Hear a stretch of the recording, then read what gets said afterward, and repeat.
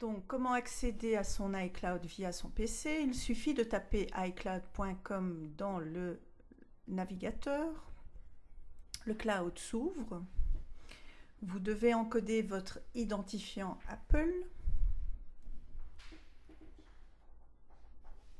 le mot de passe,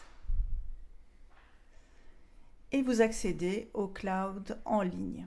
Alors, vous voyez qu'il y a certaines applications, pas toutes, les photos notamment ne sont pas visibles par cet endroit.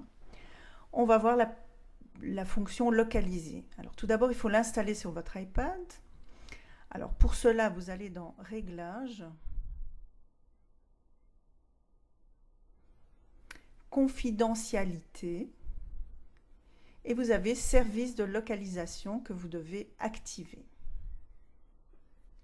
Plus bas, vous avez Localiser mon iPad que vous activez pour que cela fonctionne. Alors, on va retourner sur le cloud via le PC et on va activer Localiser. Alors, vous voyez que l'ordinateur cherche votre appareil. Donc ici, il y en a deux. Vous voyez deux points verts. On peut demander une vue satellite pour avoir une meilleure vision de l'endroit où se trouvent les appareils. Ici, je vais juste sélectionner l'iPad et vous allez voir que ne va apparaître qu'un seul point vert. Alors, on va tester. Donc, on peut zoomer pour mieux voir l'endroit où se trouve l'appareil.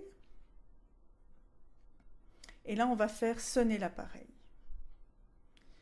Et donc, l'appareil est en train de sonner. Et vous avez un message signalant que vous avez une alerte pour localiser votre iPad. Alors maintenant, on va voir l'autre fonction. On va retourner sur le cloud via le PC. Et là, on va indiquer le mode perdu. Donc, vous activez le mode perdu.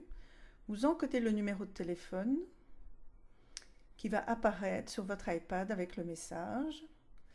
Vous cliquez sur Terminer. Et l'on va voir ce qui s'affiche sur l'iPad quand vous avez effectué cette manipulation. Mais un message va apparaître en disant que vous avez perdu votre iPad et vous demandant à la personne de téléphoner au numéro qui s'affiche. Alors, il y a une autre possibilité. Pour cela, on retourne sur le cloud PC. Il est possible d'effacer votre iPad, mais faites attention car à ce moment-là, il ne sera vraiment plus possible de le localiser. Alors là, on voit qu'il est vraiment très près de la maison. Alors, il y a d'autres choses possibles quand vous êtes dans le cloud. Et notamment, on va voir qu'il est possible de modifier un document, de glisser un document, voire de partager des documents qui seront accessibles n'importe où. Alors, vous avez l'aide qui vous indique que toutes les modifications que vous allez effectuer ici apparaîtront sur tous vos appareils Apple. Alors, on vous dit que pour télécharger un document, il suffit de le faire glisser. Donc, vous voyez, on prend, on glisse. Alors, forcément, là, je vais demander de le remplacer parce que je l'avais déjà mis dans le cloud et le document apparaît.